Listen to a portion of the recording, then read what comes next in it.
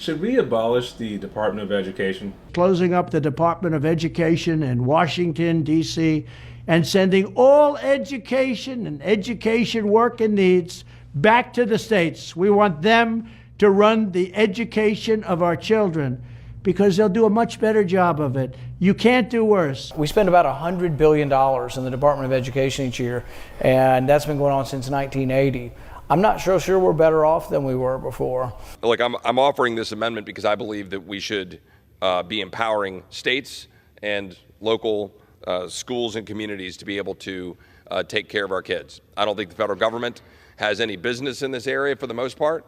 I don't believe the Department of Education should exist in the first place. This has been a subject of debate that's been brought up by a lot of Republicans and conservative politicians for decades. They think it's something that we should get rid of, while Democrats will say that the department protects civil rights and helps provide equity for the disenfranchised. Today, I will try to discuss the pros and cons of this department to figure out if we should, in fact, get rid of the Department of Education. My imperative is to bring peace and order to this world. I am about to fulfill that imperative. We first need to start with how we got here. During the presidential election of 1976, Jimmy Carter made a campaign promise to the National Education Association after receiving their endorsement. The NEA was said to be the largest teachers union in the United States. It wasn't until 1979 that Jimmy Carter, the president at that time, was able to fulfill this promise by signing the Department of Education Organization Act. This piece of legislation created a cabinet-level department that we now call the Department of Education. At the time of its creation, the department had roughly 3,000 employees and a budget about $12 billion.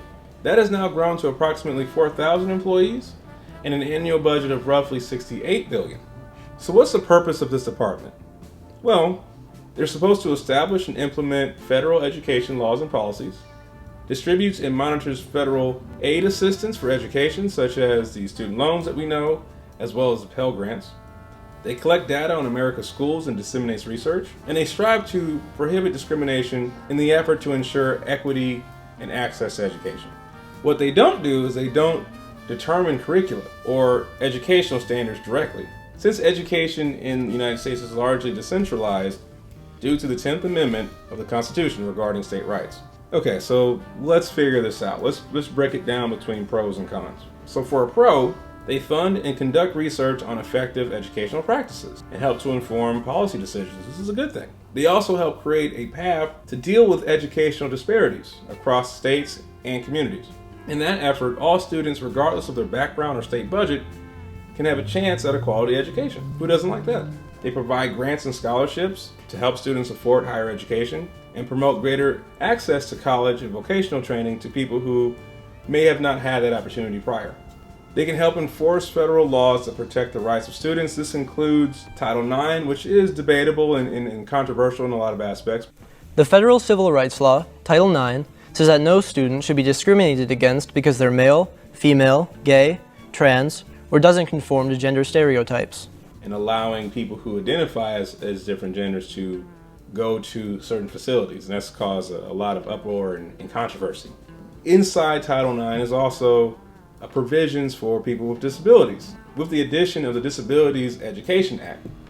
Probably the biggest pro is providing additional resources and support for students from lower income families or minority groups. Okay, so let's get into some of the cons. As the making of this video, there's about $1.64 trillion of federal student loan debt. That is just federal student loans. That doesn't even include private loans.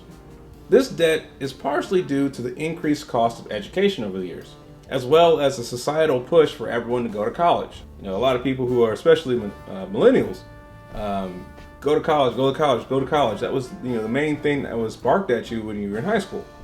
And that's continued throughout the years. The creation of this department has undoubtedly contributed to the rise in the cost of college, since colleges just increase their prices, and the government will continue to increase the amount of student aid available. It's kind of like having a product that you're selling to different people, and each year you increase the price of that product, and no matter what, the people still pay, right? I can increase it by $200, I can increase it by $400, I can increase it by $600. It doesn't matter, because at the end of the day, you're still paying, right? There's a government check that is backed, that without fail will cash. Now, this wouldn't be a big deal if the quality of education matched up with the value that education has in the workforce. The whole purpose of a degree is to get a higher paying job.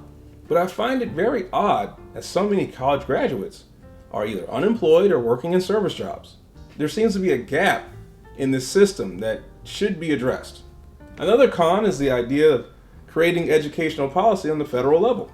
With a country this size and the diversity that we have, it's very hard to come up with a one-size-fits-all policy that compensates for regional differences, cultural differences, economic differences. It seems like something like that, creating a policy that would facilitate all these different things, would seem impossible. The other issue is the emphasis on standardized tests. This would lead teachers to teach for the test instead of teaching for the process of learning, and that could potentially neglect important areas of education like critical thinking, creativity, physical fitness.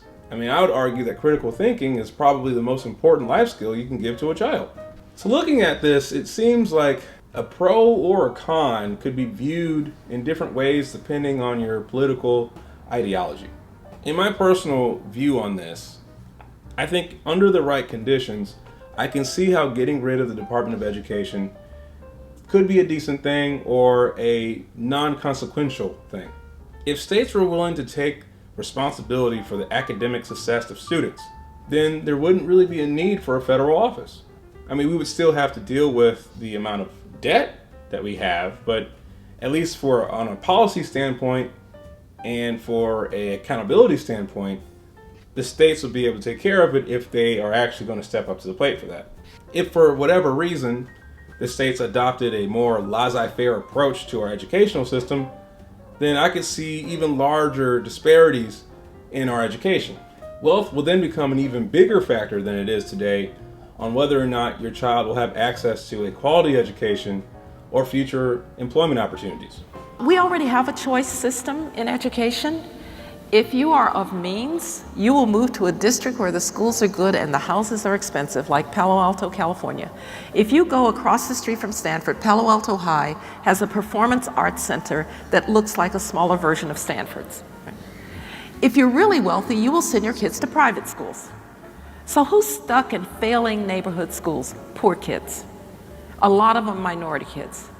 So how can you say you're for civil rights?